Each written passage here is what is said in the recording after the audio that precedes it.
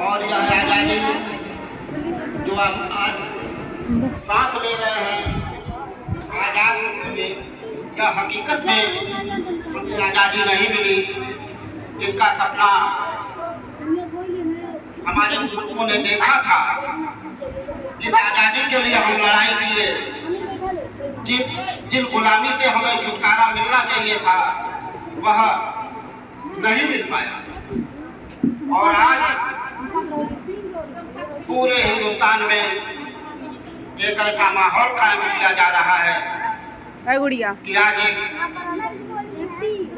चंद लोग ऐसे फिरका परस्त हैं जो एक दूसरे को देखना नहीं चाहते, कहीं जात पात में और कहीं नस्ल और बिरादरी में, कहीं धर्म में, कहीं लिंग में, हर जगह भेदभाव पाया जाता है।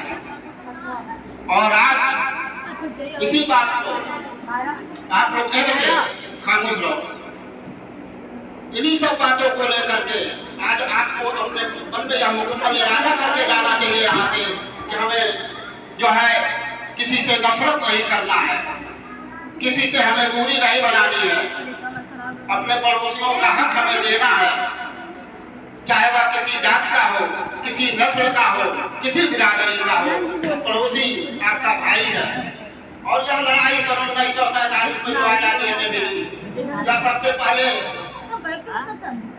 मैसूर के राजा, मैसूर के बादशाह टीपू सुल्तान ने 1799 में शुरू किया था, जो आकर के 1857 में कंप्लीट हिंदुस्तान गुलाम हुआ।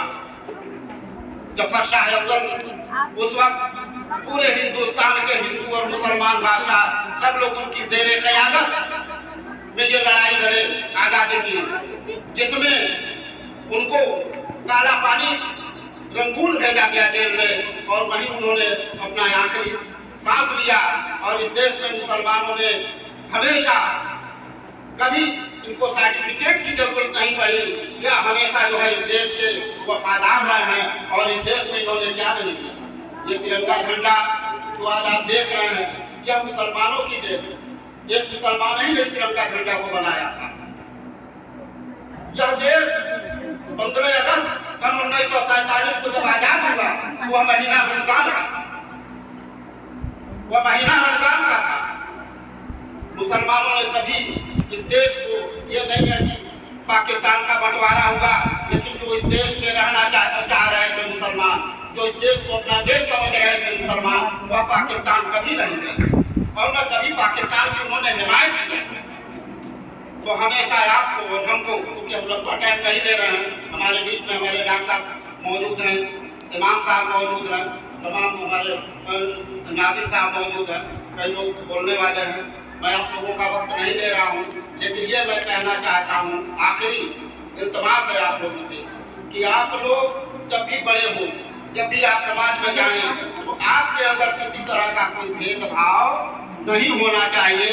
और आप हमेशा अपने बगल वालों का एहतराम करिए और उनको इज्जत की नज़र से देखिए, चाहे वह किसी जाति धर्म के हों।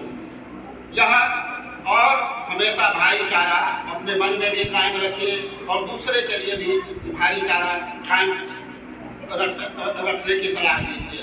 इसी बात से मैं अपनी बात खत्म करता हूँ। अस्सलामु अलैकुम रहमतुल्लाहि व बरकातुहू।